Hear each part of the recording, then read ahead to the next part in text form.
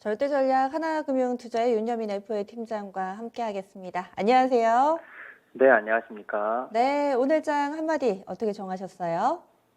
오늘 장 한마디는 뚜렷한 방향성 부재에 따른 종목별 장세 지속이라고 좀 말씀을 드리고 싶습니다. 일단 오늘 모처럼 만에 대형주들의 상승이 나오긴 했습니다만, 여전히 반도체는 좀, 섹터는 좀 크게 조정받는 모습이고요. 제약바이오 섹터 같은 경우는 현재 뭐 백신 관련 쪽으로 약간 테마성 움직임이 좀 있다고 말씀드릴 수 있을 것 같습니다. 오랜만에 자동차 섹터가 좀 반등을 하고 있지만 이것도 어떤 지속성의 여부를 좀 봐야 되는 부분이 있기 때문에 좀 테마 장세 혹은 개별 종목 장세로 보는 게 맞지 않을까 좀 싶고요. 이러한 부분들이 종목별 장세가 좀 지속되지 않을까라는 전망을 하고 있습니다. 네. 오늘 아침에 저희 절대전략에서도 각계전투라고 이 토마토 투자클럽의 전문가가 정리를 하던데 대체적으로 시스각이 요즘에는 개별 주장세다 이렇게 좀 모아지는 듯 합니다. 그러면 세부적으로 들어가겠습니다. 큰 틀에서는 개별 종목군들이 좀 활발하게 움직였는데 오늘 장에 체크포인트 있다면 정리를 해주시죠. 일단 세 가지 정도로 좀 볼 수 있을 것 같은데요. 일단 좀 낮은 변동성에 대해서 좀 봐야 되지 않을까 싶은데요. 일단 그 FOMC 회의와 관련돼서 4월 FOMC 관련돼서 좀 회의록이 나온 이후에 사실 이제 FOMC 관련된 부분들 좀 연방준비제도의 어떤 향후 행보를 좀 기다리는 듯한 어떤 시장의 분위기가 좀 나타나고 있다고 볼 수 있을 것 같습니다. 이에 따라서 주시장이 좀 상당히 좀 거래대금도 줄었고요. 좀 조용한 모습을 좀 보여주고 있는데 어떻게 보면 이제 낮은 변동성이라든지 적은 거래량 같은 경우는 보통 연휴를 앞두고 나타나는 현상이라 보여지고 있는데 이러한 부분들이 미국뿐만 아니라 우리나라에서도 좀 나오고 있습니다. 결국 이제 관망세가 좀 이어지고 있다고 볼 수 있을 것 같고요. 인플레 지표 같은 주요 경제 지표 발표를 좀 앞두고 있는 상황이기 때문에 이런 부분에 좀 관망세가 좀 짙어지고 있다고 볼 수 있을 것 같습니다. 그리고 이제 두 번째 같은 경우는 이제 테이퍼링 관련된 부분을 좀 말씀을 드려보도록 하겠는데요. 일단은 뭐 FOMC 4월 FOMC 관련돼서 지금 계속해서 뉴스가 나오고 있고 관련돼서 테이퍼링 관련된 이야기가 좀 나오고 있습니다. 일단 테이퍼링 같은 경우는 양적 완화 좀 반대 개념이죠. 뭐 이제 어떻게 보면 국채라든지 각종 금융자산을 매입을 하는 부분을 좀 어떻게 보면 좀 축소시키는 자산 매입 규모를 축소시킨다는 걸 의미하고 있는데 일단 테이퍼링이 시작되면 보통 긴축 발작이라고 할 수 있는 부분 어떤 이런 좀 일시적 현상이 나타날 수 있고요.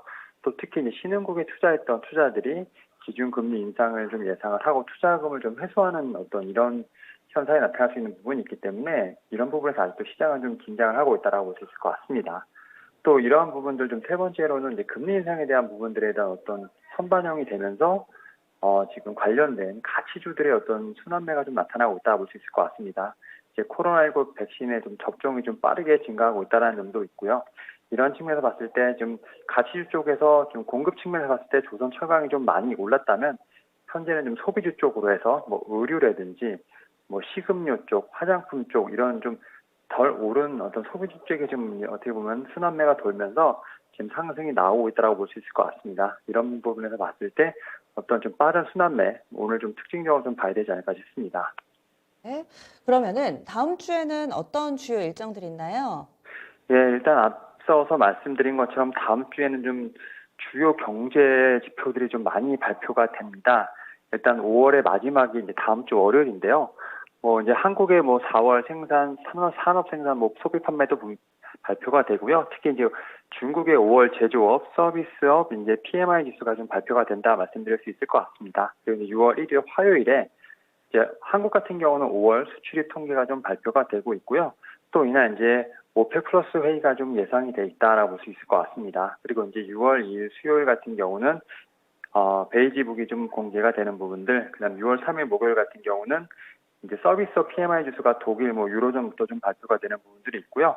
그다음에 이제 6월 4일이 좀 약간 중요한 부분일 것 같은데 일단 5월에 지금 고용 보고서가 좀 발표가 됩니다. 미국에서 고용 보고서가 발표가 되는 부분이 있고 지금 6월 3일 날 이제 신규 실업수당 청구 건수가 발표가 되는데 이 두 개를 묶어서 고용과 관련된 부분들 이런 부분들이 좀 어느 정도 발표가 되면서 이제 그 파월 연준 의장의 좀 발언이 있는데 이런 부분까지 좀 같이 좀 중요한 부분이 있기 때문에 다음 주 같은 경우는 경제 지표라든지 파월 연준 의장의 좀 발언에 조금 집중을 해야 되지 않을까 좀 싶습니다. 네, 그러면 확인을 하고 좀 대응을 해야 되겠네요. 다음 주에 시장의 방향성에 영향을 미칠 만한 그런 포인트 있다면 어떤 쪽 보세요? 일단 말씀드린 것처럼 경제 지표라든지 좀 연준 의장의 좀 2부에 좀 주목을 해봐야 되지 않을까 싶은데 결국 뭐 테이퍼링이던 이제 어떻게 보면 금리 인상이던 결국은 연준에서 주목하고 있는 건 고용의 질입니다. 결국 이제 그 고용과 관련된 수치가 다음 주에 좀 어느 정도 나오기 때문에 이런 부분이 좀 중간적인 체크 포인트가 될 수 있지 않을까 좀 판단을 하고 있고요. 그리고 이제 두 번째로는 우리나라 증시에서 봤을 때 좀 수급에 대한 부분을 좀 계속 체크를 해봐야 되지 않을까 좀 싶습니다. 지금 외인이 뭐 공매도를 비롯한 여러 가지 이슈들로 인해서 계속해서 지금 매도를 하고 있는 상황입니다. 5월 아직 끝나진 않았습니다만 거의 뭐 8에서 9조 원 정도 좀 매도가 나오고 있는데 이 매도세가 좀 언제 멈출지에 대한 부분을 계속 지켜봐야 되지 않을까 좀 싶고요.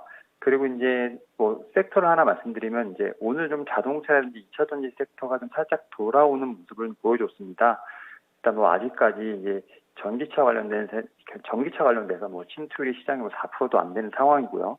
지금 셀 3사 같은 경우 상당히 지금 수주가 많은 상황인데도 불구하고 여러 가지 좀 악재가 있었던 건 사실입니다. 특히 이제 LG화학 같은 경우는 뭐 매도 리포트에 뭐 ESS 관련돼서 리콜이 좀 나오면서 좀 개별적인 악재도 좀 있었지만 2차 전지 섹터 같은 경우는 좀 최근에 지금 다시 한번 반등을 하면서 어느 정도 지금 상방으로 좀 트는 모습이 나왔습니다. 이런 부분을 봤을 때 다음 주 뭐 자동차 관련된 종목들, 그다음 뭐 2차 전지 관련 섹터를 한번 좀 보시는 게 어떨까라고 좀 말씀을 드려보도록 하겠습니다. 네, 섹터 힌트까지 주셨네요. 그러면은 전체적으로 봤을 때 다음 주 절대 전략 세워주세요. 일단 뭐 결론적으로 보게 되면 뭐 실적, 그다음에 수급, 그다음 뭐 저평가, 뭐 삼박자가 맞춘 뭐 종목 공략하는 게 좋지 않을까 좀 싶은데 오늘 같은 경우도 보면 현대차랑 기아 상당히 좋았습니다. 오히려 실적이 좀 상당히 좋은 상황들이죠. 자동차 섹터 같은 경우는 뭐 5월 20일까지 어떤 수출 잠정체도 상당히 좀 수출이 좀 늘어나고 있는 상황인데 오히려 지금 주가 같은 경우는 3, 4개월 정도 좀 누워 있는 상황입니다. 여기다가 좀 그러다 보니까 당연히 퍼가 내려가는 부분이 있겠죠. 이런 식으로 이미 알고 있는 뭐 종목 섹터 중에서 좀 실적에 대한 부분이 좀 컨센서스가 올라가는 그런 부분들. 그다음에 이제 기관이나 외인이 좀 꾸준히 사면서 여전히 좀 퍼가 낮은 종목을 좀 찾아서 공략하는 게 다음 주에 좀 키포인트가 아닐까 좀 생각을 하고 있습니다. 네, 알겠습니다. 한 주간 수고 많이 하셨어요. 고맙습니다. 네, 감사합니다. 네.